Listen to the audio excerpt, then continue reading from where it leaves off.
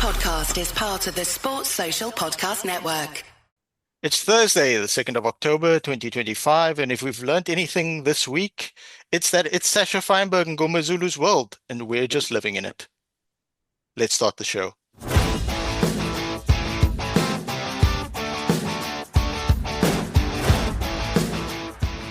This is A Bit of an Animal.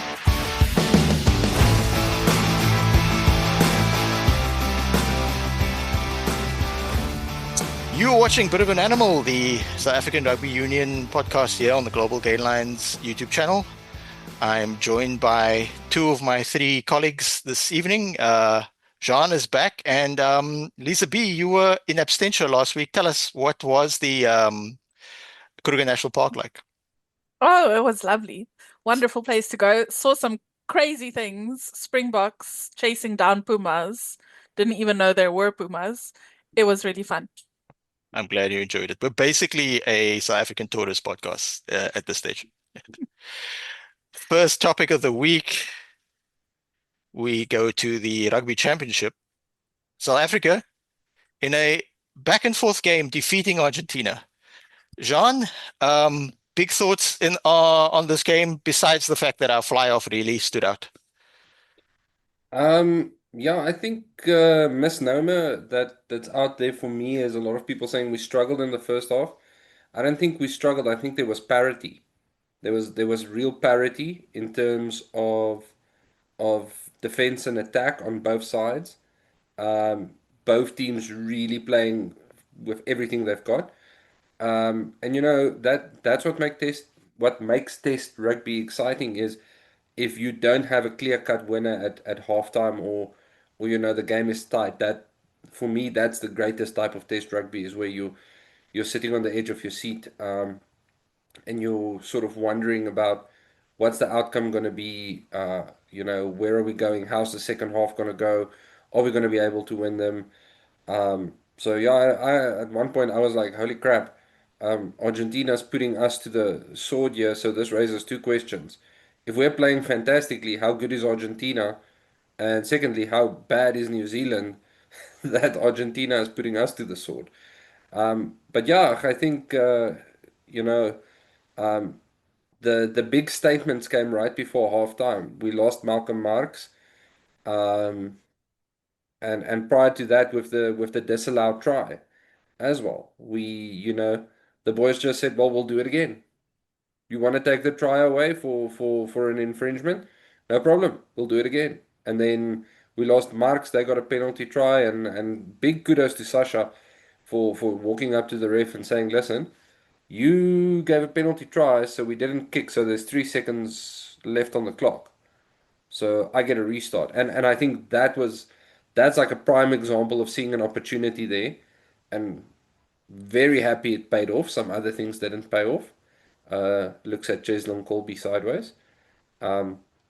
But yeah, it's I think what a fantastic match. Like especially up to halftime, just the tightness of it, and then gaining that momentum and running with it. You know, putting Argentina to the sword. Yeah, statement victory from us. Lisa B, this is the first time in the Rugby Championship that the Springboks have won back-to-back games. We started the season with a loss to Australia, then we revenged it. Then we went to New Zealand for a much-anticipated two-match series in New Zealand. We lost at Eden Park, attempting to be the first team to win in Eden Park in a very long time. Then we avenged it in Wellington. Are you pleased with the fact that we've actually now won a game in Wellington and then flown all the way back to South Africa, back in Durban, bit of a week break, and won a back-to-back game? Yeah, I think it really shows that we can get to that place of being consistent, which is kind of what I think Rassi's mission is in this 4-year cycle between World Cups, to actually get to a place where we can travel, we can get back-to-back wins. Last year we definitely saw that, but of course now this year, bringing in new players and also really implementing Tony Ball in a way that we didn't last year. I think it was good for the players' confidence. I think it's giving the boost into the last round is very important. And yeah, it's just for me, last week's game was very much about energy and in a way like the energy equation. Um, and what really clicked in my mind is how we used to push teams physically by tackling them into the ground and being in their faces with the rush defense, kind of giving a very hard wall against for teams to kind of break themselves against us. And once we broken them down, we would, you know, run all over them. What we're doing now is having a bit of a softer line and managing our energy to to just in a way frustrate and isolate players coming towards us, um, or other teams attack, and and this is allowing us more time to kind of set a little bit better and to get more into a counter attack, which has been very interesting to watch. Also, I don't know. Am I the only one seeing some similarities here with like Griquas and Boland and also this week's Stormers? Just that kind of different way of managing, especially tackling and defense and the breakdown. Is that just me? John, you want to come in there? Yeah, no, not really. I think Tony Ball very much, if we look at the Stormers and Cape in general, um, very flowing game, very passing game, all about space, manipulating space and players in space. Up here where we are, the Bulls, space is a place where you put your head or your hips. So, you know. We tend to see space as something that you close down in a scrum. But yeah, no, definitely. I think there's a lot of similarity, and I mean, we discussed it in the first episode. There's going to be this natural swing back towards attacking rugby, flowing rugby, running rugby, and it's going to peak at some point, and then we'll see the swing back to defensive rugby. But yeah, definitely a great era for South Africa to be on the precipice of leading it, and seeing it at the Stormers, seeing it at Griquas, um, Cavaliers to some extent, and um, you wouldn't believe it, but even the Vodacom Blue Bulls seem to have discovered that they can pass a ball and not take contact, which is amazing. So yeah, it's definitely a great time to be a South African fan as Rassie leads us into this era of attacking rugby. You see, with rugby, we've seen numerous evolutions, things such as like the rush defense and different sort of attacking models, pods, and so on and so forth. What seems to be a consistency is that you do, majority of the time, especially at the high level test rugby, and we've seen it in the URC as well, you do need to earn the right to throw the ball around at the back. If your forwards aren't really fronting, you might not have the space to do that, even if your backline is really good. We've seen this a lot at the Sharks, that our forwards might be misfiring either for numerous reasons. Maybe our more seasoned veterans are unavailable to us through being at the with the Springboks and the Rugby Championship, or a raft of injuries that we're experiencing now. And the players that are deputizing aren't necessarily bad players. They're just maybe not at that level yet, or maybe they're a bit old and their physical prime is past them, but they're at least trying that type of thing. So and whichever camp they might be in, they might just be put into an unideal situation. So I quite enjoy the fact that the rugby keeps evolving, and we've seen this even at the Women's Rugby World Cup. Teams are now looking at what Canada is doing. The Canada women team who made the final, and unfortunately, lost to England. Spoiler alert. Um, People are looking at the speed at which they're moving the ball at the ruck and the accuracy and their dynamics as it relates to that. And I know for certain that men's teams are looking at that and trying to get. You also need the players to execute, obviously, but trying to get as much as they can from that, because a lot of rugby is three-dimensional, or shall I say five-dimensional chess of like decision making. What I also find quite interesting is that 2 decades ago, when I was 5, I was reading the report. The big discussions were decision making at fly off. But rugby has evolved to such an extent that it's not just the fly off making decisions anymore. Or it used to just be the fly off the a bit of the scrum off and maybe the fullback. Now it's numerous players across the field. Your general players in the back line, scrum off, fly off, inside center, and fullback. But even decision making is vital. You can't just be bigger than the other guy and run them over and or do basic moves. So yeah, that's my sort of technical analysis. Glad to have gotten the win. Hopefully next week we actually defeat Argentina in the Argentinian city of London, Twickenham. And the team has already flown over. Let's look ahead at the team that Rassie has announced. Jean, your thoughts on the team going into this weekend? You know that is it Goofy the dog meme that says "I'll do it again"? This just strikes me as Rassie going, "I'll do it again. I'll do it again." Yeah, look, obviously minimum changes. Glad to see the Ox back. But yeah, we're seeing some continuity, which is something that, I think they maybe were saving for later in the year. Um, and then they decided, why not push the continuity now? And end of the year, when you're playing 5 different teams with 5 different styles and 5 different countries, then you can test and mix and match combinations as much as you want. Um, because up until Saturday night, half past 7, was very much in the balance in terms of the rugby championship. So I think once we won that and we realized there's a now one hand on the trophy. If we started slipping into second or third, it would have been, let's go with experimentation. Now we've got one hand on the trophy, and it's very much like, let's get the trophy for the first time ever, as you said earlier.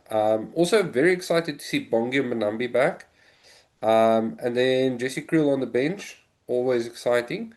Um, yeah, and if Eben Etzebeth is looking for a plug for his book, which got published today, send us a copy and we'll plug it here as much as you want.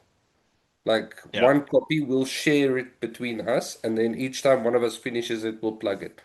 Just putting that out there. Yeah, I think I'm gonna DM his PR team and then get us all copies of the book. Lisa B, any pressing thoughts on the team that we've selected for Argentina and Twickenham? Yeah, it's interesting that you mentioned decision making because and Jean was saying the experimentation. I'm starting to wonder if some of the older guys are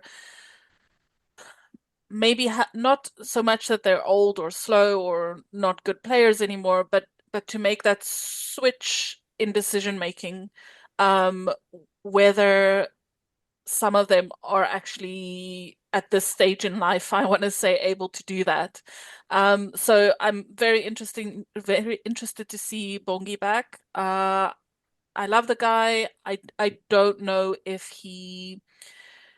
Oh, we'll see how he goes. But my point being that I think Rassi might have been rushed a little bit into bringing the new guys in. It's obviously paid off, but I actually think he wanted to keep them on a little bit longer and kind of have more of a staggered approach. But I don't think it's a bad thing that he was rushed into it. Obviously, we're seeing it paying off. So yes, Bongi, and also very happy to have Argis Neymar on the bench as well. I really think that's his best place. Geez, those passes last week were just things of beauty. I love it. Yeah, and what else can we say? It's a great team. it's a winning team, and if they perform like they did last Saturday, we're gonna get our back-to-back rugby championship. Yeah, important to note that the game actually kicks off at 3 o'clock South African time, because generally people assume that it's always going to be 5 o'clock, so don't miss it. Also, in the press conference earlier today or earlier this week, Rassie Erasmus did say that there was discussion about possibly bringing Pollard in for Sasha Feinberg and Gombazulu. Obviously, the coaching staff weighs a lot of different factors, and one of the factors that was key to Sasha Feinberg and Gombazulu continuing to start at 10 ahead of Pollard for this game was the short turnaround, the fact that the teams had to travel from Durban to Twickenham to London for this game. So they wanted a degree of continuity. They landed in England on Monday, and then there's less time to train, so you can't try new things and that type of thing. So yeah, the team obviously weighs a bunch of different factors. The Argentinian team did name their team, but we don't have time to go through it today. We'll just look quickly at Sash Feinberg and Gomezulu's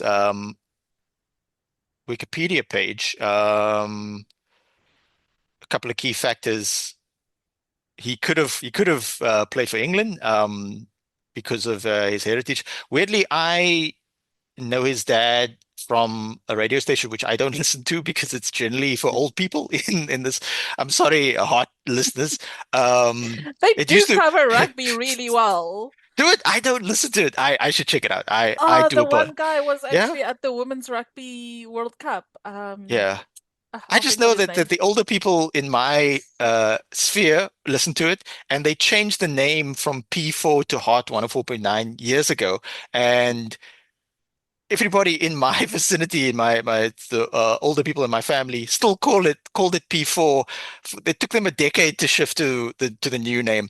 The thing that I know about his dad is that he supports Chelsea, which is like a fraudulent football club in my in my opinion. But I also wasn't aware. I just looked at his Wikipedia today. I also wasn't aware that his dad, Barry Feinberg, was a struggle stalwart, somebody who was fighting apartheid back in the day. So that's cool. His mom is obviously quite a sort of accomplished person as well. Um, yeah.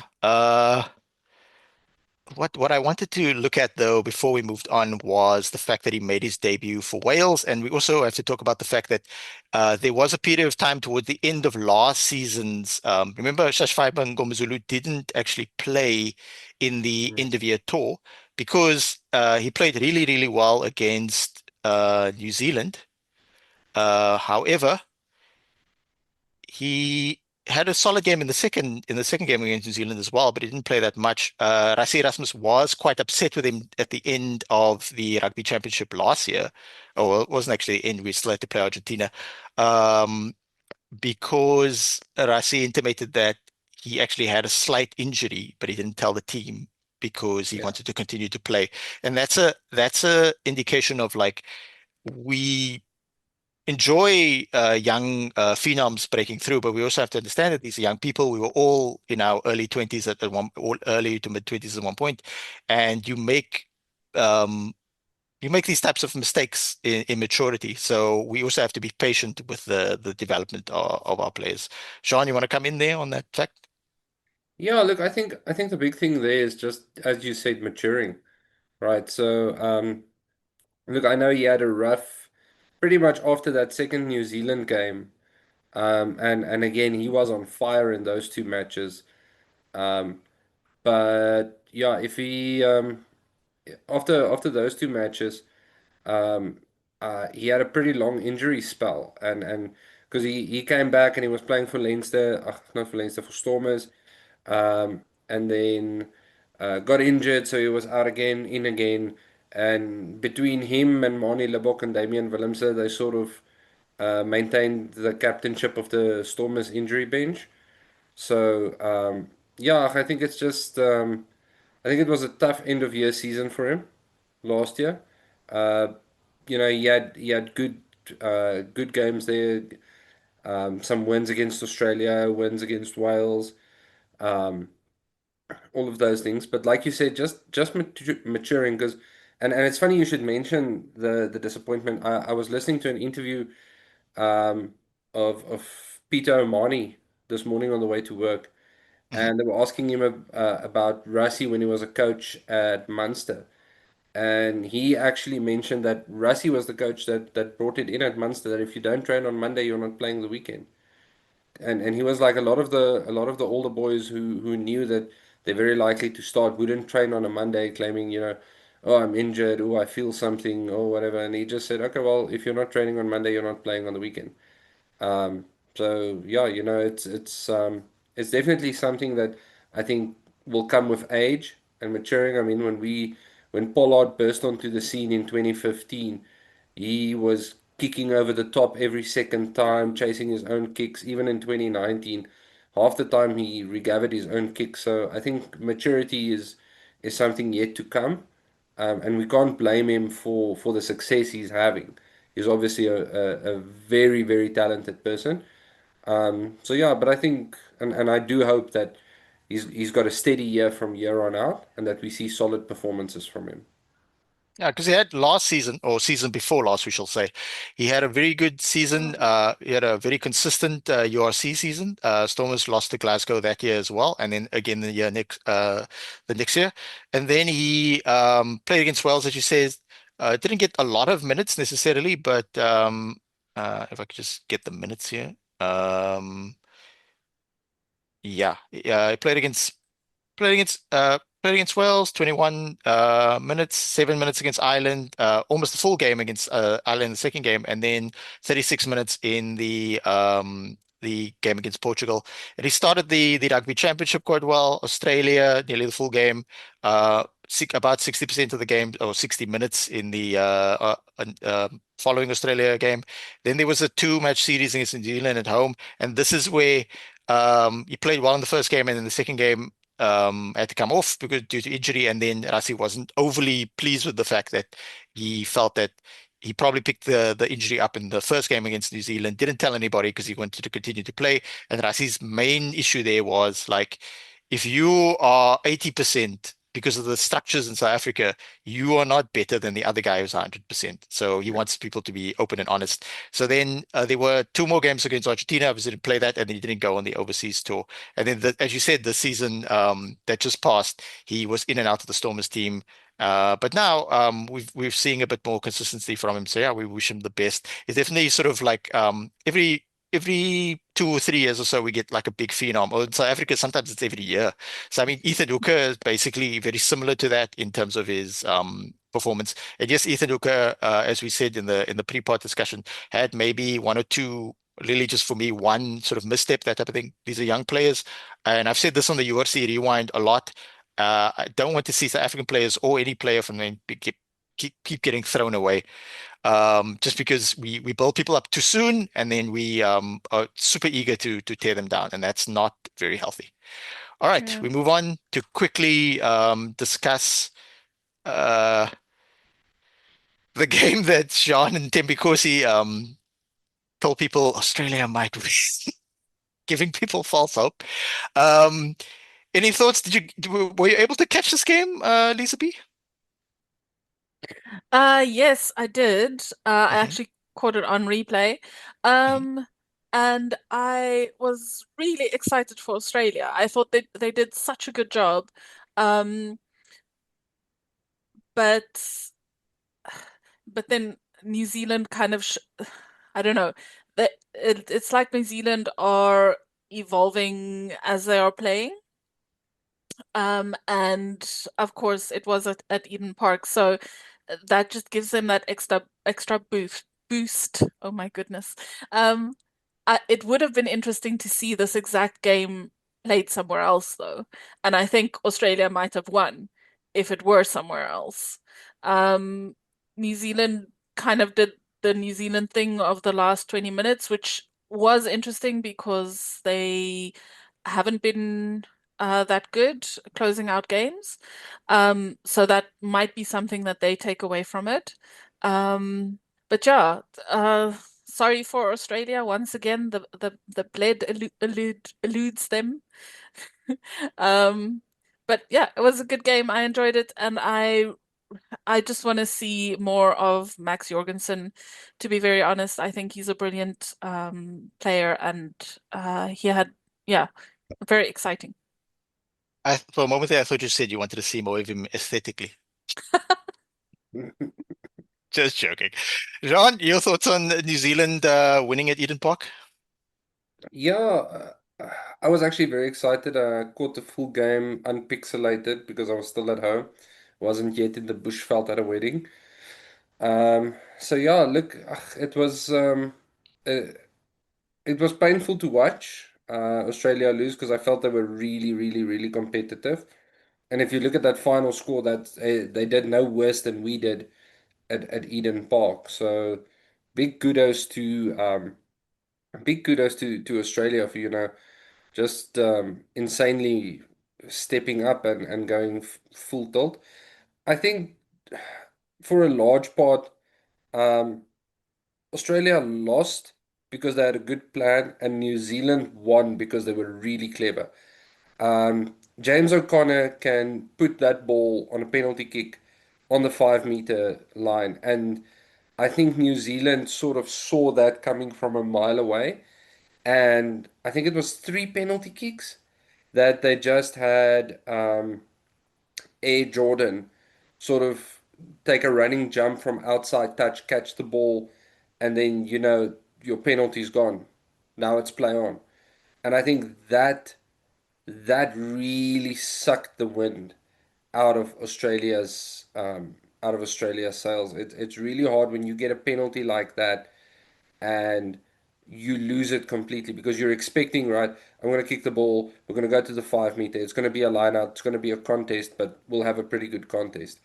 And I think it happened twice in like a 15 minute in a 15-minute span, and you could sort of just feel the Wallaby momentum ebbing away. And I think that's where mentally the Wallabies didn't know, how do we go now? How do we, because Channel One wasn't rewarding, just doing punch up rugby. But yeah, painful to watch. Despite my very very bold prediction. Um, but I will say this: if the Wallabies win the Blade next year, um, then I fear the World Cup might be theirs. Interesting. Yeah, I think having a strong, excuse me, a strong host team helps. So yeah, I actually hope that they have a good structure now. They build onto this system. As we can see, New Zealand kept pulling away and Australia kept fighting back. But yeah, it was an interesting game. We look ahead to the final fixtures in the Rugby Championship. So Saturday morning at 11:45 South African time, Australia take on New Zealand, or they host New Zealand. Where in Australia will it be? We'll see in a moment. I think it's Sydney. No, it's Perth. Oh, I've got so much family in Perth. Um, and then at Pretoria. Pretoria, very, very, very accurate. Um, uh, and then Argentina versus Africa, Twickenham, as we said before, at 3 o'clock South African time. All Yeah, to be right. correct, it's Allianz Stadium, not Twickenham. Last week we indicated that because Allianz isn't sponsoring this podcast, we are not going to mention them. We're actually under no obligation, so we can call it the what's the actual like non-sponsor name of the Arsenal stadium? They've also got a separate name to that. I know the old one used to be Highbury, that type of thing. But all these companies are paying the South African stadiums. We will talk about the sponsor. We'll mention the sponsor so long as it's not gambling and or alcohol. It's fine. All right. Before we move on to the URC, if you're liking the podcast so far, please like and subscribe. What I wanted to say about the Rugby Championship before we move forward was it's a pity Tim Nkosi is having technical problems because he's secretly from New Zealand. So his analysis is so good, it's suspicious. Please like and subscribe. Click the notification bell. Enjoy the podcast on the Global Gain Lines. It's us, a bit of an animal. It's the URC Rewind. It's I think the Wall Street Journal is taking a break right now because Congress is shut down. And obviously the Women's Rugby Trios. All right. They're also taking a break for a bit, so they'll be back in a few weeks' time. The URC first round. It's back. Is that a good thing for the Stormers supporters? Lisa B, your Stormers, which we did predictions, myself, Jean, and Temikusi last week. So we didn't think the Stormers were going to run away with the game. And the scoreline, it's a bit misleading. I watched this game. I really enjoyed it. I would have liked to have gone to watch it live, but there were different factors, including the fact that I wanted to watch the Sharks game immediately afterwards. And that would have been difficult if I had gone to the stadium and watched the Stormers game, because the Sharks game started like 5 minutes later. Why I wanted to watch the Sharks game, I'm starting to question my thought on that, considering how poorly the Sharks played. So Lisa B, the Stormers had a few injuries. They only lost 3 or 4 players to the Springbok team, but they put in a strong showing. Your thoughts on your team making the absolute best possible start to the season? Oh, geez, I don't think anyone expected this. This was even in my wildest dreams, I did not expect this. And as you said, we are fortunate in a way that we don't have a lot of Springboks in our squad at the moment. So it really is only those 3, and Reinach, I mean, is coming this year. He's new back to the Stormers. So we are really actually only missing Damien Willemse and Sasha Feinberg Mngomezulu. But that's, yeah, we are fortunate this year that we are also starting at home, which we haven't had in a while. And I don't know. There's something about Cape Town Stadium and the Stormers and the faithful that just inspires them, I guess. I did think it's not all the Stormers. We didn't play a great first half, to be honest. We did, I think, kind of break them down little by little. But Leinster, I mean, it's also not their full strength team. Their Lions are still not with them, but it's not by any means a weak team that came over. So I was very confused, especially with their attack just seemingly very disjointed and almost like they haven't had a preseason, which, knowing the Leinster setup, was very strange. I thought that Stefan Ungere had a very good game, and it's great to see also how he has, I think, gained a bit of confidence through the Currie Cup, and I'm expecting really nice things from him and Yuri Matia, actually. Both of them had very nice games. And then great to see Neetling back. And it was also interesting in the latter half of the game, and also towards the end, we did unfortunately give away quite a few scrum penalties with our new locks. I'm sorry, not locks. With our new Ollie. Oh, sorry, guys. Oliver. They call him Ollie, I think. He's new. Yeah, Oliver Reed, sorry. And Zachary Portman's coming in. I think they have potential, but they're obviously young. They're obviously getting used to the setup, but Ollie did have a good game. So yeah, yay. And yeah, nilling Leinster is just amazing. Yeah, it was an interesting game because, like I said earlier, the scoreline doesn't actually reflect the game. The game was incredibly close at the start. Rudy Mathia took a bunch of long kicks. He got most of his kicks. He did miss a few as well. It just Leinster struggled to get going, but it was a mix of Stormers growing into the game. I really actually enjoyed the game. Yes, when Oliver Reed came on, Oliver Reed, who just recently won the Under-20 World Cup with the Baby Box, he played well. Zachary Porthan, I always get this pronunciation. Also, Lisa B, Me don't worry too. so much about not getting all the names exactly right. Even last season when we were doing the URC rewind, I got Vernon Matongu's name. I mispronounced that, and I mispronounced another person's name. Someone got at me in the comments. You guys are gonna understand that we don't do this full time. It's basically an hobby. But yeah, I do as try. you yeah, That's exactly. all I'm going to say. Yeah, we try exactly. Especially if it's more obscure players, we need to get to know them a bit more. So yeah, I was also impressed at how these guys did, and I'll reiterate what I said on the USC Rewind that both these Oaks, Oliver Reed and Zach, they struggled in the Currie Cup Premier Division against seasoned veterans in Griquas, Pumas, and Boland. Shouts to Boland who just announced signing two players. They got Kwanda Dimaza from the Pumas and Maritz from the Pumas. Kwanda Dimaza, I'm quite a big fan of because I watched him play youth rugby for the Sharks and then move on to the Pumas. So I digress. So yeah, and then towards the end of the game, um, I was hoping. Oh, I realized. Stormers have a chance now to null Leinster, and not just null them, deny them any away losing points. Oh, how often is this type of opportunity going to happen? So Leinster were uh, not even in sniffing point of getting losing bonus point for 4 tries or within 7 points.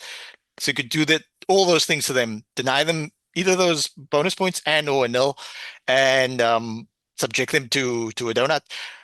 However, like I think there was like 8 minutes left, and the Stormers were attacking Leinster, and they were on the 22, and then the Stormers decided, oh yeah, you know what, we're going to make the game interesting. We're going to give away 4 penalties in a row, and just in 2 minutes time, we're going to end up on our 22, and Leinster were attacking. But unfortunately, Leinster fluffed that as well. The thing about Yuri Matea is that super young, very similar to Kyle Smith. Kyle Smith is behind Matea, is basically on a similar trajectory. He just played for the Baby Box a season ago. So it's interesting to see how this 24-year-old kid has been, in my view, very well managed by the Stormers management and coaching staff. He's not been rushed. He's playing across from 22-year-old Sam Pendergrass, who's played Test rugby before. Um, so it speaks to the different systems we have across South Africa and Ireland. Any other thoughts now? Jean, do you have any thoughts about what went down here in the West Coast?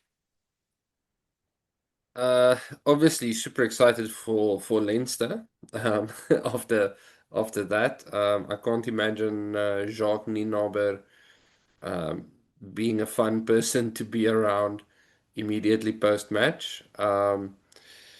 Yeah, no, look, I think the s- the intent was clear from the Stormers, and yeah, just to Lisa B's point with the young props on the bench. I heard a professional rugby player say most most professional players will acclimatize to their position and the roles and responsibilities at the top level within about a year to 2 years, and then he said with the front row it can take up to 5 to 8 years to get. So imagine these guys being like 2021, they'll hit their peak at 28, 29, just because of the intensity of how difficult it is to scrum, the dark arts that's going in there, the pulling, the shoving, the balance.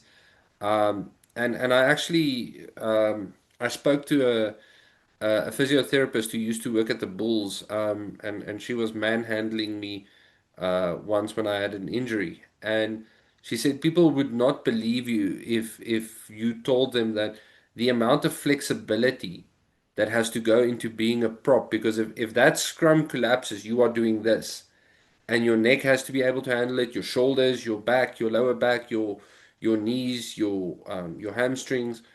It's a lot of flexibility that goes in. There's a lot of isometric strength training and things like that. So I think give these guys towards the end of the season, you might see them become a bit more solid in terms of their scrumming performance. But no, very well done to the Stormers. And I think the tens who played the weekend for the Stormers, and don't want to get ahead, but for the Bulls as well, really did well. They handled their task well, and they played really well. They played what was in front of them. Coming away with good wins. Yeah. Having watched the game and looked at the team sheet ahead of time, I thought that Reed and Portland would struggle, and they didn't get. They had a worse time in the Currie Cup. Seriously. So it's almost like they took their beating in the Currie Cup and they matured a little. And considering that they actually came on and they actually went up against the Leinster starting front row initially, and then Leinster were the ones who swapped their players out after the Stormers. They weren't a walking penalty giveaway system like Rowan Dreyer, unfortunately, for the Sharks, who started the game. And I will say that looking back, I went through the teams that Leinster sent to South Africa over the last 4 seasons. This is quite possibly the strongest team they've actually put out. Yes, they're missing a lot of guys who played for the Lions, and they did have a lot of people play for the Lions, and they have injuries. However, this team has a lot of Test rugby experience, not only including more recently when Ireland went on tour while the Lions tour was kind of starting, because that's what happened in the Northern Hemisphere. Scotland, Ireland, so on and so forth. They actually did go on tours, like France went to New Zealand, which was a very interesting tour. I'm still thinking Nkosi really enjoyed it. But then those guys got a proper rest and they could actually go into URC preseason with teams like Leinster and Ulster, so on and so forth. Whereas the Lions tour was so long, those guys got given more time off because obviously after the Lions tour, they're getting hammered and it's just a standard fare. So Leinster, solid team they put out. So they can't sort of point to the fact that I mean, they even have Harry Burns on the bench, so they can't point to the fact that they were like short-handed and that's why they lost. But I actually think they're going to bounce back quite strongly next round. We'll have to see. We move on swiftly to the Sharks game. So the Sharks took on the Glasgow Warriors, and we fell way short. We were not at the races. We had some flashes of decent play here and there.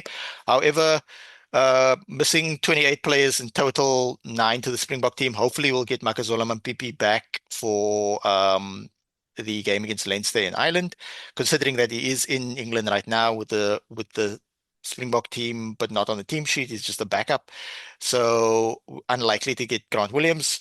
As a game of rugby, I did enjoy it. Obviously, as a Sharks supporter, it wasn't that great seeing your team get completely sort of outplayed. But yeah, the takeaways from me are that Glasgow weren't necessarily full strength either. They were a bit better prepared. They understand the conditions and on the 4G pitch, it's a synthetic pitch, not a natural grass pitch. Great atmosphere there. Sharks were in it in points, but then not so much. Jaden Hendrick started at fly off. He did okay. I'm a bit disappointed with his performances over the last 2 seasons. Maybe it's time for him to also do the Kobus Reinach tour of go overseas and sort of learn different skills and experience different cultures and come back even better player. Edwin van der Merwe put in a good shift. Glad to have him in the team. The standout notes. Yeah, I was disappointed in Rowan Dreyer. He doesn't play that often for the Sharks, having joined us from the Lions, but he tends to struggle. Dion Slabbert joined us from the Pumas. He put in like a workman performance. We had a very good loose forward trio, all highly sought after talented players. Their strengths tend to overlap a bit. We might have needed a slightly different player. Coming into the game, however, Jorenzo Julius was on the bench. He was on the team sheet for the bench. However, he caught an injury before the game, so Tino Mavasere took his place, which is sort of outside center replaced by a flanker. So that obviously affected our preparation. Jorenzo Julius, who I'm not sure what injury he had, but towards the end of last season, he didn't play much. He might have had an injury, and now he pulled up before the game, so that's not ideal. Jorindro Julius did say in one of the Sharks PR videos on their Facebook page, on their YouTube page, I should say, they asked him a bunch of questions, and he said that his favorite rapper is Drake. So if that's not a sign of concussion, I don't know what is. Jean, your thoughts on the Sharks losing to Glasgow? After those shots being fired, I don't think I need to do anything else. Yeah, pretty. Look, it's a pretty tough game playing the current, no, not the current champs, the previous champs at home. Um, Glasgow obviously being a very physical team, they're not scared to mix it up and they're well coached. I think the Sharks are, I mean, as we spoke, they're a bit undercooked at this point, and we'll see if Stonehouse has the impact that we all want him to have, and get some grit going. But yeah, as far as the beginning of the season loss goes, not throwing out the baby with the bathwater just yet. Room for improvement, obviously.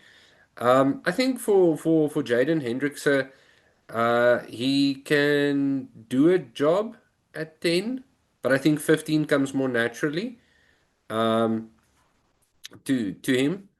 Um, so yeah, I don't know. I would rather I try and put him in the position where he shines out the most. And it's difficult because the Sharks actually have a pretty big pool of people to pull from. So, person wonders where's some of the backup tens? Why weren't they given a go? Because sometimes an out and out player is better than experienced make do. If you get what I'm saying. So yeah, sorry for you, unfortunately, that your team lost. Squeezed in there between these two majestic winners on screen. But yeah, I wouldn't, like I said, I wouldn't throw the baby out with the bathwater early days into the season. So let's see what develops. Yeah, I'm really sad that because he's not here because his Lions also went on tour and they also lost. So now it's just me with you guys who had fantastic weeks. Hakeem Kunene came on for a short space of time. I think he was only on 5 minutes, so you can't really rate that. Jean Smith, the younger brother of Franco Smith Jr., who's now at the Cheetahs. So he played. This is the first time he played against a team. He's in the professional level anyway. That his dad is coaching. I think Franco Smith is absolutely a fantastic coach. So I think what will happen with him is that he'll stick around Glasgow 2 more seasons. Then he will take over from the current Scottish coaching system, and I think they're going to give him a 4-year cycle towards the World Cup. So yeah, and obviously I'd like to Bato Krakane and Nick Hatton struggled a little, young guys in these conditions to really affect the game coming on off the bench, but still very good players. Lee Marvin Mazibuko and Dean Bleuler played a bit better than what they did necessarily more recently, and in the Currie Cup, Lee Marvin Mazibuko struggled a little, but he put in a good shift there. Eddie Swart, interesting enough, we got him from the Pumas, but he actually did have a spell with the Scarlets. He's played 4 games with the Scarlets. I forgot to mention that on the URC rewind. So now he's actually full time with us. He's not on loan from the Pumas. All right, we move swiftly on to the next game in the South African teams played. Oh, Jean, you're gonna enjoy this. Um, your Bulls enjoying the the first steps into the tenure of Johan Ackerman, and they're playing Johan Ackerman rugby, Jean. Um, if you go to Loftus this season, you're going to get your money's worth. Uh, you probably win just as many games, but you probably score a lot more tries as well. Your thoughts, John? Yeah, so clearly, like you said, Johan Ackerman's presence and style being clear from the get-go. You can see the sweeping attack, the nice touches, soft touches by the forwards.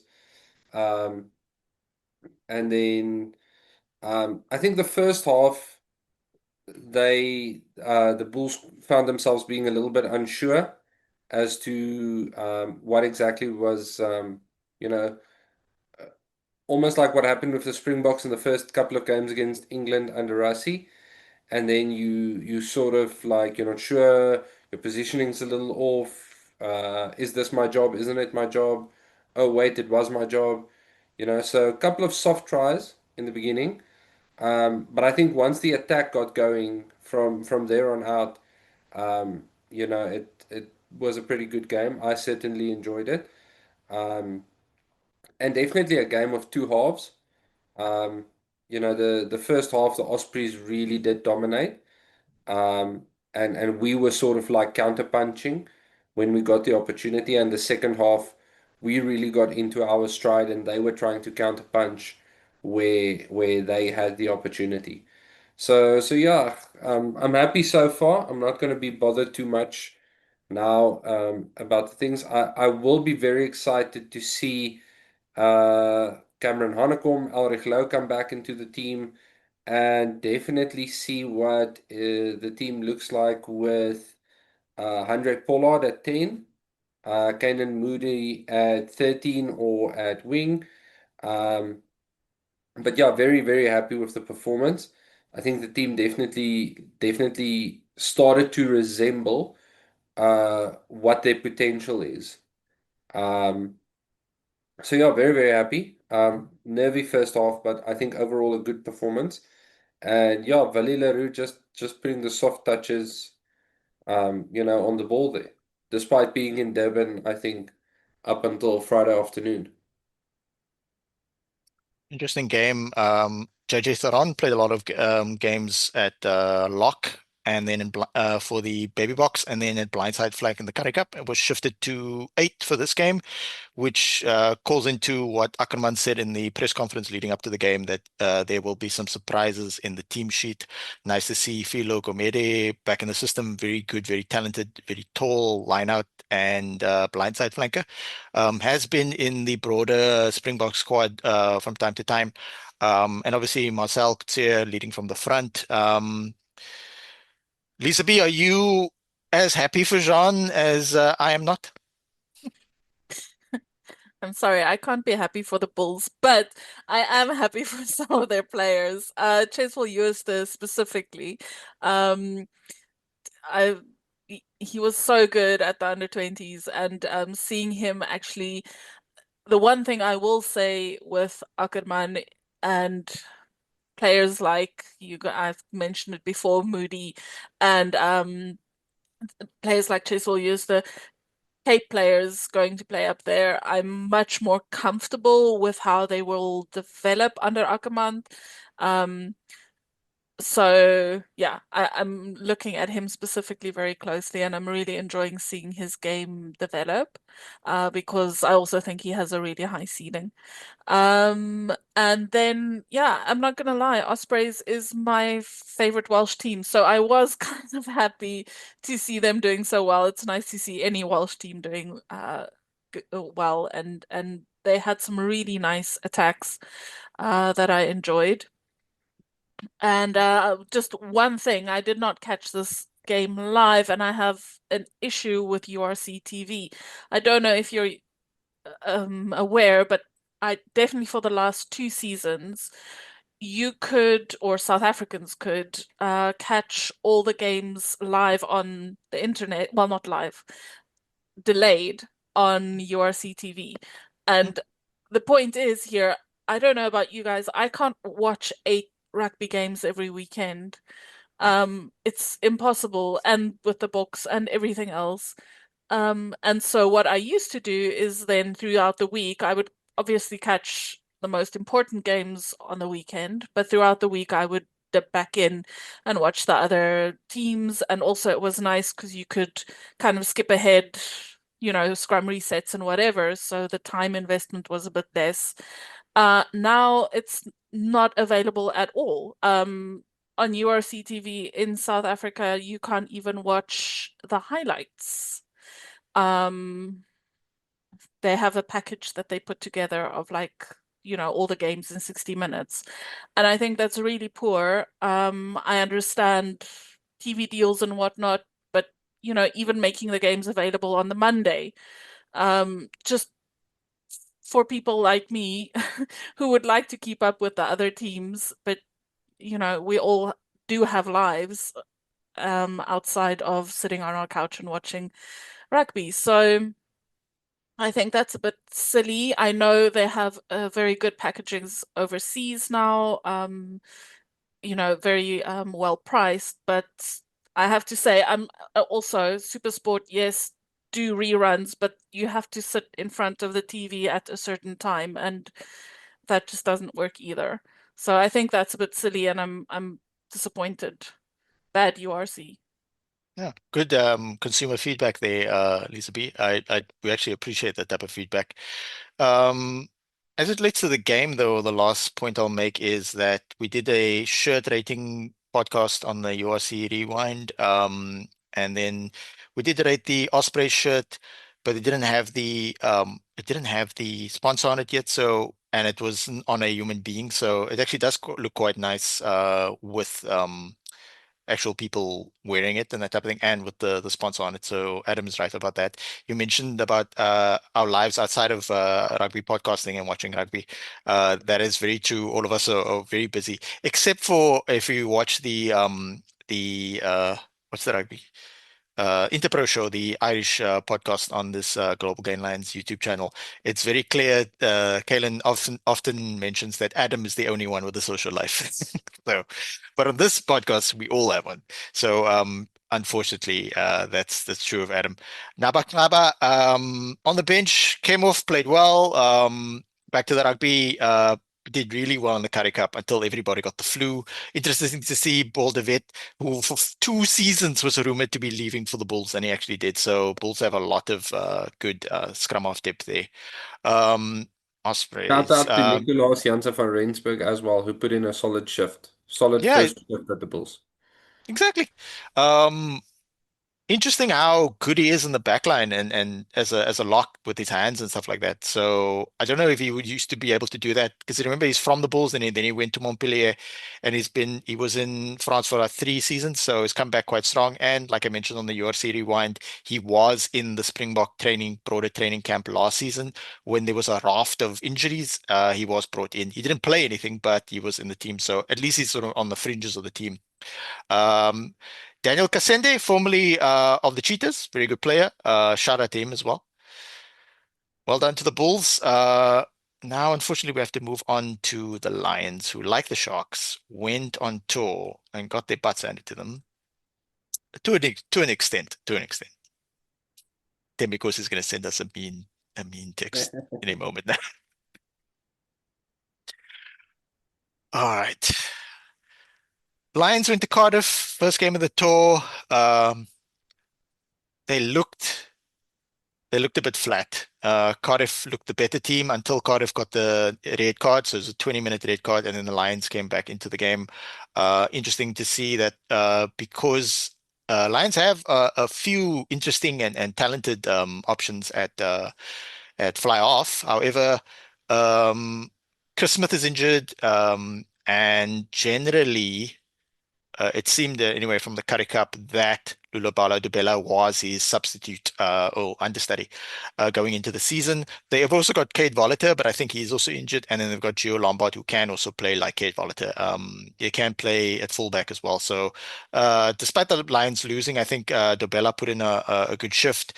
Nico Steyn was solid. Heko van Wyk, I expected a little more from him. He's a very good player on the outside center. I guess he tried his best. Corn Horn, again, always a couple of good moments here and there. In general, the Lions actually have a solid squad. Ruan Delport put the Currie Cup behind him. I'm glad he played the whole game, by the way. So that's a reflection of the coaching staff backing him despite a sort of a mishap in the Currie Cup final. This is basically the team who then you had to play the Currie Cup final on Saturday, got onto a plane, and then had to play away in Europe, which is very similar to what happened to the Sharks exactly a year ago. Got onto a plane, had to play Connacht and Galway, not the best conditions. Jean, your thoughts on your fellow Gauteng team falling short in Wales? Yeah, as you said, Wales, tough place to play, and hard people, not scared of playing a physical game. Um, I do wonder. We've seen in the past what happens. If the Lions aren't well organized, and I wonder if they're not clinging on by reputation more than anything else. They've got talent to burn, right? They've got talent to burn. The question is, um, when are they going to start getting a coach there that's going to put that talent to good use? So yeah, I think definitely. Like I was shocked this afternoon. I saw a quote from their defensive coach, and I was like, I didn't know you guys have a defensive coach.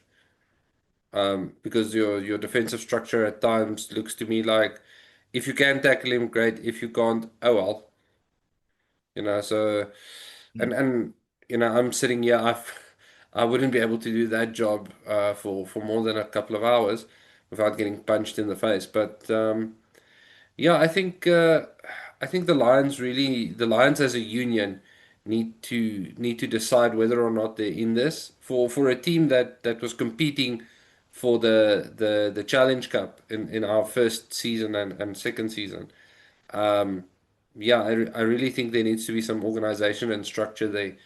And I mean, we saw locks flying, economy class, and such. I know that the travel should be better this year, but you can't help but wonder, what was the travel like? How long before did they arrive?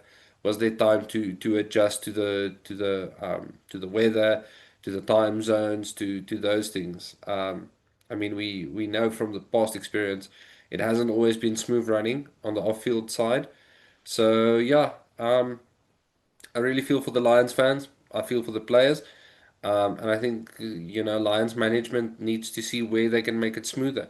If you're going to go up there and you're going to do a tour of the valleys or the highlands or the Pastafarian people, then you need to have your ducks in a row beforehand. And we are notoriously bad touring teams. We struggle to tour at this stage, whereas the teams we are playing they're accustomed to us. Okay, it's obviously lovely coming here into the sunshine, and lack of people. You get to taste brandy and biltong. Obviously, we are the epitome of rugby here on the southern tip of Africa. But yeah, I just think it's something that South African teams in general need to start focusing on. Get the right mentality of a tour and go out there and make a statement. That's what it should be, is to say, I'm going to come to your house and I'm going to beat you in your own house. Yeah. I was expecting a bit more from the Lions. There's a lot of factors to this. What I noticed is that the Sharks, who didn't make the Currie Cup knockout stages, they instead scheduled preseason games against the Stormers in George, so on and so forth.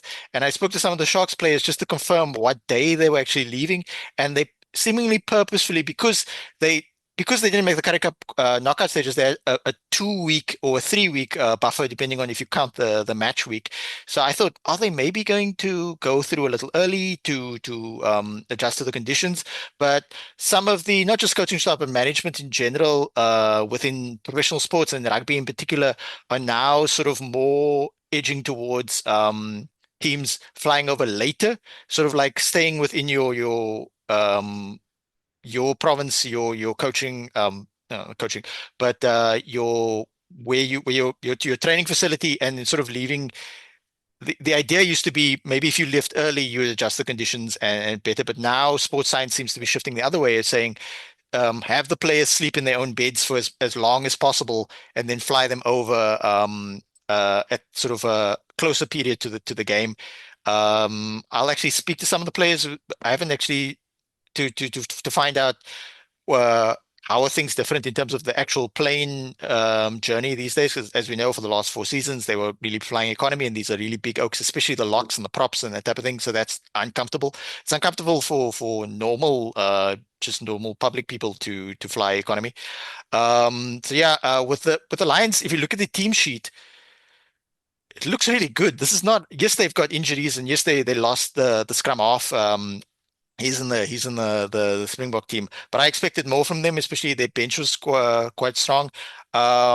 Interestingly enough, Hashim Pete and Sam Francis did not play at all. So they were on the bench, and Hashimpi, just like in the Currie Cup, he didn't get off the bench. So that's interesting decision making somewhat. I know I do rate Nico Steyn. I know people were slagging him off in the comments in last year's URC Rewind. But I don't think he's a bad player, but I still would have brought Pete on at some point because he is that good. Yeah, I think we're running out of time, so we have to move on swiftly to previewing next week's round of fixtures relating to South African teams in the United Rugby Championship. Lisa B, your team, Stormers. We've got the team sheet. We don't have the team sheet for the Ospreys. Same venue, same time, Friday after work. Last week, you got 13,500 people into the lower bowl of the stadium. It didn't look like that many people on screen. Maybe people showed up late, but we have to understand that it's a 54,000 seater stadium, and the lower bowl is approximately 22,000 people. So again, the Stormers, big stadium, got the most spectators for the whole URC of all 8 games of any of the teams, hosting games at home. You think you're gonna null Ospreys as well this week? At this point, anything's possible. Look, I think, yeah, and it's going to be very interesting seeing how, with Osprey's attack, meeting our attack. I'm actually really interested to see that. I also had a quick squiz at the team, or I have it in front of me now, and it seems like pretty much the same. Ali Vermaak is back, and Sazi Sandi on the bench. So that's, yeah. So our new props won't be there. I think you rightly said it might look on TV like there's not a lot of people, but I can tell you from experience, it is actually a really awesome vibe being there, even if it's just the lower section being opened. And it's Cape Town Rugby. It's an awesome atmosphere. I would highly recommend if anybody can get there to get there, because the stadium is beautiful, and I think for the game itself, we should be able to get this one. And also, if we compare to other seasons, we have been maybe a bit guilty of being a bit passive, especially at the beginning of seasons. And I think we have to build on what we did against Leinster last week. We have to get our home games, have to be solid. As you said, South Africans don't travel well. So we really have to build that up if we have any hope of, making it to the knockout rounds this year.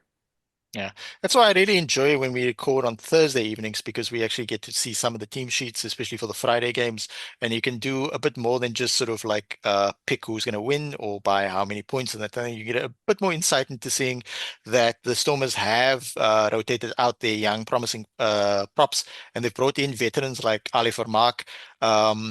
This guy's got so much Super Rugby experience. He played somewhat less in the URC since we shifted to the URC, but still a valuable player.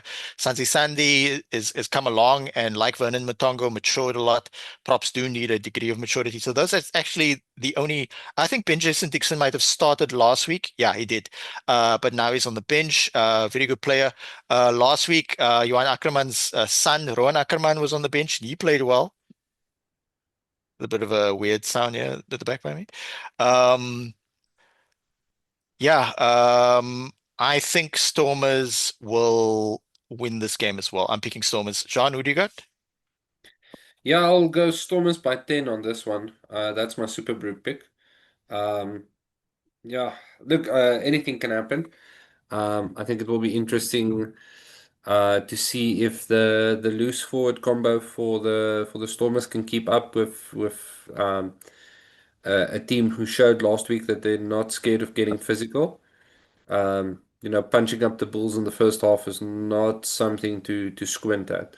So yeah, but I'm backing the Stormers of a margin of 10. Yeah, and this is a good squad. Clinton Swartz over on loan from the Pumas.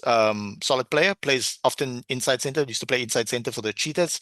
I didn't get to mention this earlier, but Subela Senatla was man of the match and deservedly so last week, Friday's game.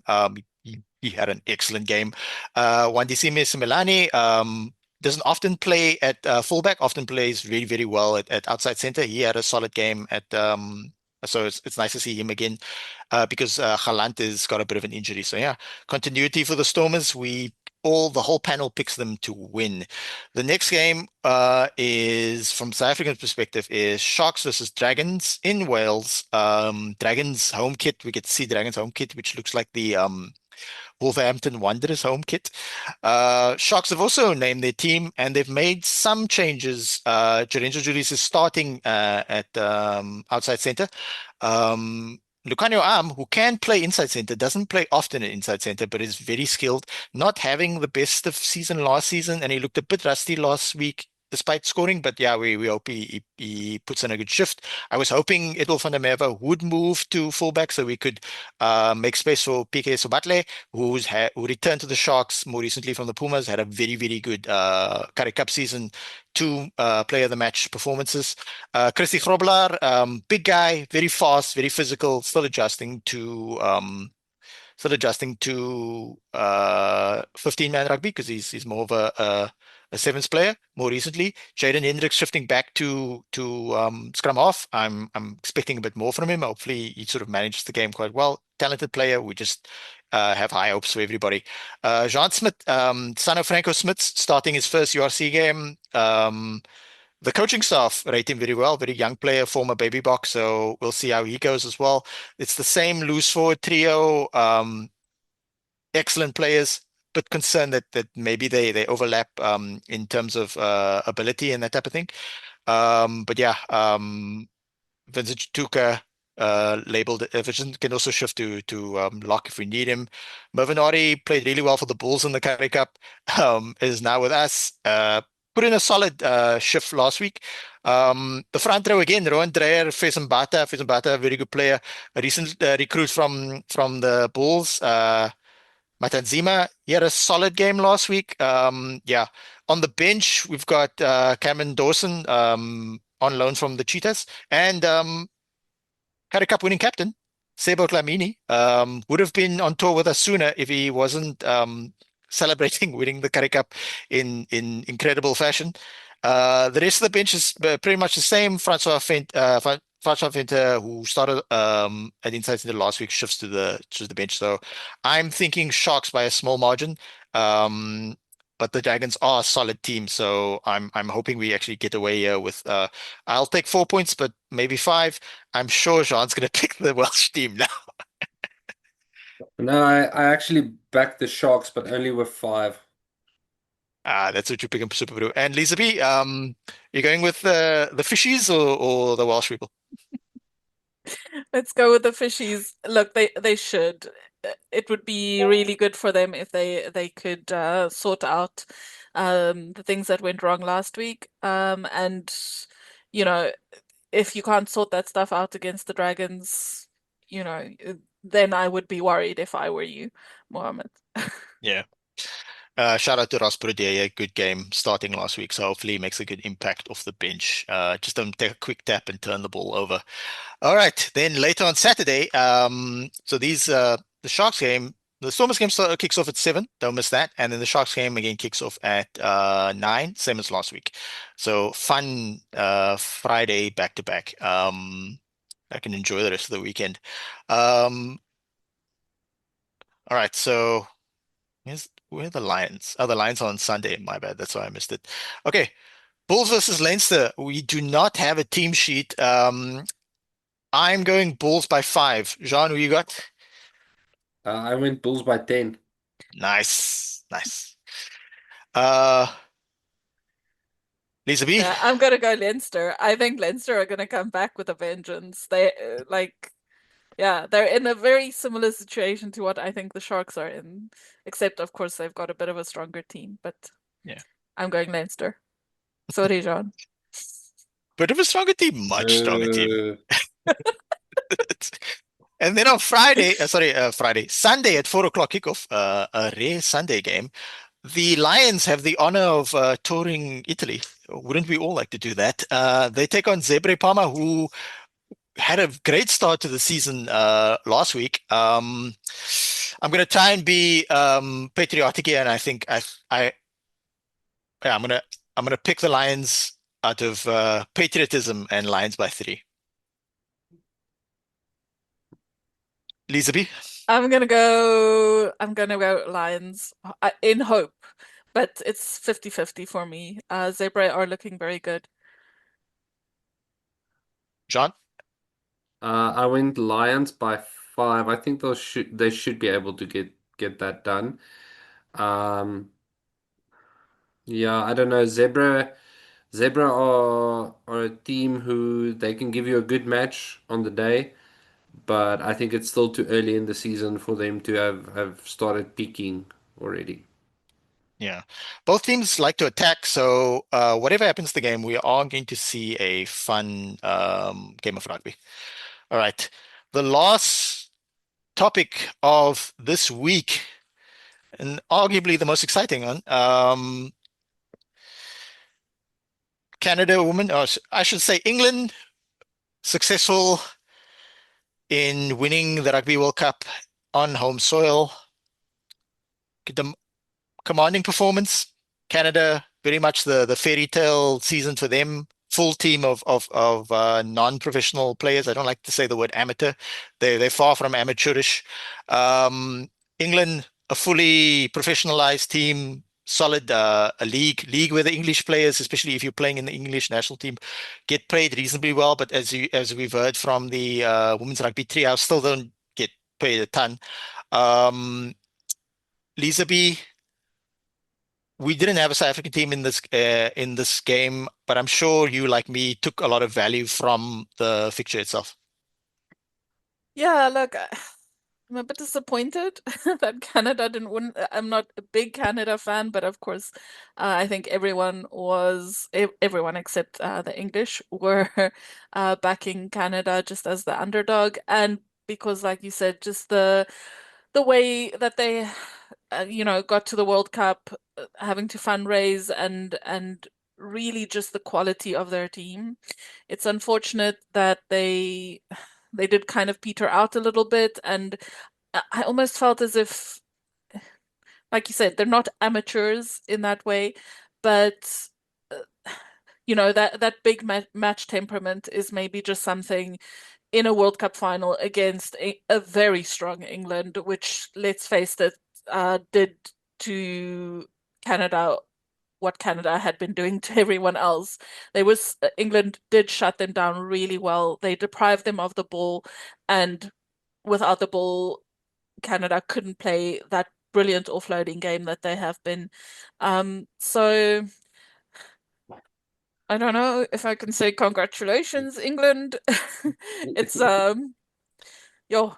Uh but what I can say is that it shows us the level that England are able to play at, shows how investment in the women's game, it's not necessarily a short-term investment, it is a longer term, but it's well worth it. And I hope that the unions around the world will take away from this World Cup that it is worthwhile.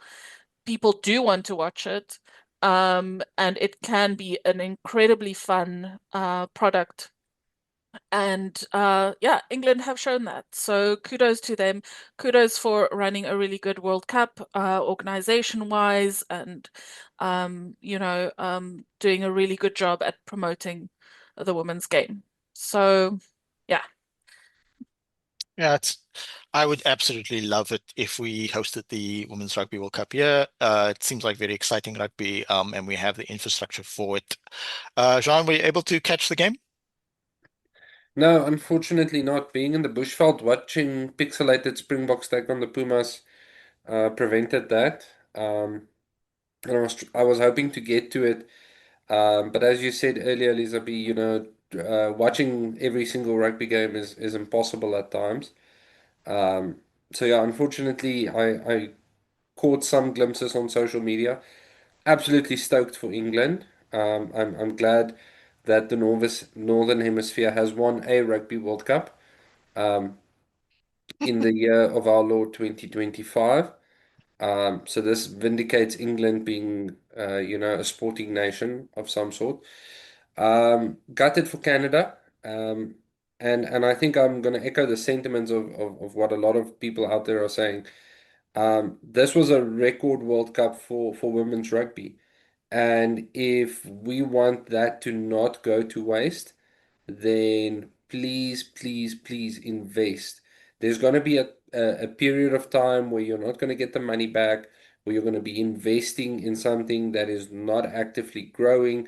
It's going to take time and effort. But please do invest because we need this sport to grow. It is so wonderful seeing women. Being a father of a little girl myself, I saw a video of a little girl and her dad watching England play, and that warms your heart. It gives you all the fuzzy emotions. So, thinking of that and thinking, wow, in 2, 3 years' time, I can show her the women's Springboks playing at a World Cup, and she'll be just as excited for them as she is for the real not the real Springboks, the men's team, sorry. But yeah, understand it. Please put the money behind it. Give a chance. The business part we can take off late. We can take care of later. For now, just invest in people's dreams, and I'm sure the fruits of it will be there for all of us to bear.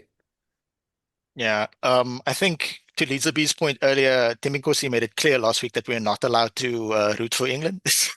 He was very adamant about that. But yeah, well done, England. Canada were obviously the underdogs. I didn't get a chance to see Abby Dow's brother, what he dressed up as, because he obviously dresses up as something to do with the opposition in every game, just as banter to get at his sister. You also have to note that New Zealand won the fourth place playoff, the player for bronze. Well done to them. And as we can see on the screen here, Canada, the last prior two World Cups, sorry, not Canada, England in the last prior two World Cups, which were hosted in Ireland and New Zealand respectively, England lost to New Zealand. So well done to them. They actually and they went into both these World Cups as favorites, as number one teams rated. The last time they actually won a Women's World Cup, they actually also defeated Canada, it seems. I was not following at that time. But yeah, England, next World Cup is Australia, and then after that's the United States. So hopefully we can get a chance to host it after that. I really enjoyed this tournament. I think it grew the game of rugby and the women's game in particular quite well. Yeah. That brings us to the end of a bumper show of, I think it's our most controversial show thus far. Interesting to see what the comments say. And if you did make it to the end, let us know by commenting down below, Sasha for president. For myself, Jean and Lisa B, until next week, in Rassie, we trust.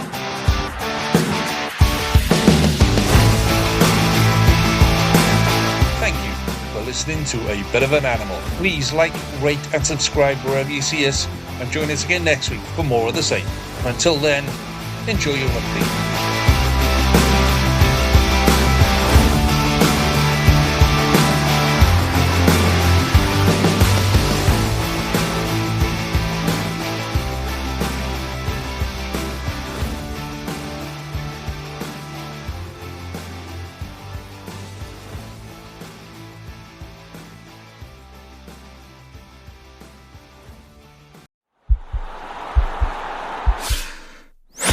This podcast is part of the Sports Social Podcast Network.